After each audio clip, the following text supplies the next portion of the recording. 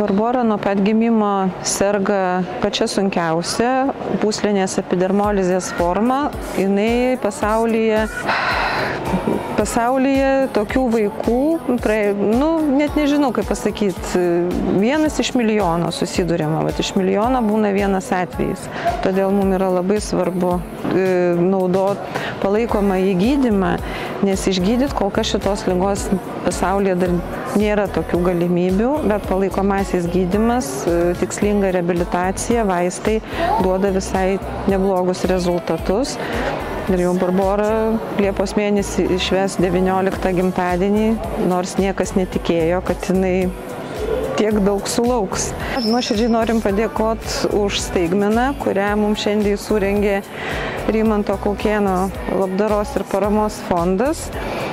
Pakvietėsi svečius kavos puodeliui ir labai tikrai nuoširdžiai nustebino, padovanodamas ir bendravimą, ir fondo dėka, ir Biodermos dėka.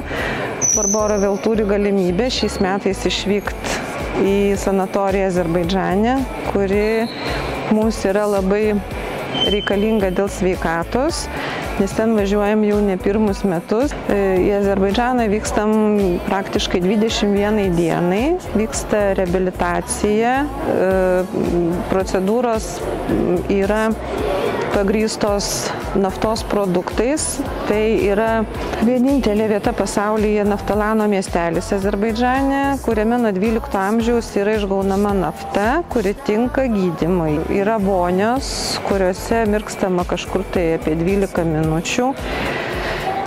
Ir ta nafta daro stebuklus, nes gydant odos ligas pagerėja odos būklė, greičiau gyja žaizdos.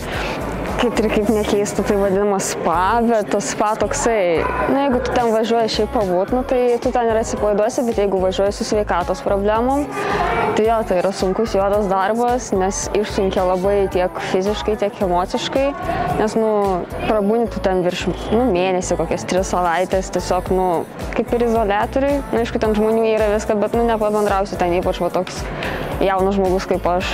Pirmus kartus, kai tik ten pradėjom važinėti, tai iš tikrųjų rezultatas buvo toks wow, nes tėtis net buvo pasakęs, kad mamai buvo pasakęs, kad galbūt sukeitėt vaikus, nes iš tikrųjų labai geras rezultatas buvo ir pakankamai ilgam laikui.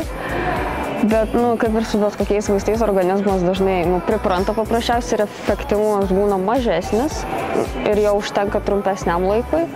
Bet kad rezultatas yra, tai čia faktas ir visgi yra geriau negu nieko. Kad važiavau šiandien čia į susitikimą, žinojau, tik nežinojau, ko iš jo tikėtis, nes galvojau, kad mes ten sėdėsim arbatėlė, gurkšnisnukas ir buvo, bet antros dalies tokios kaip dovanėlės ir susitikimas su pačiu Rimantu buvo netikėtas, tai labai taip maloniai nudžiugino. Ir tikrai labai ačiū Biodermai už tokią idėją, už tokį projektą. Tai atrodo nedaug, bet kažkam tai yra labai daug. Tai labai didelis ačiū.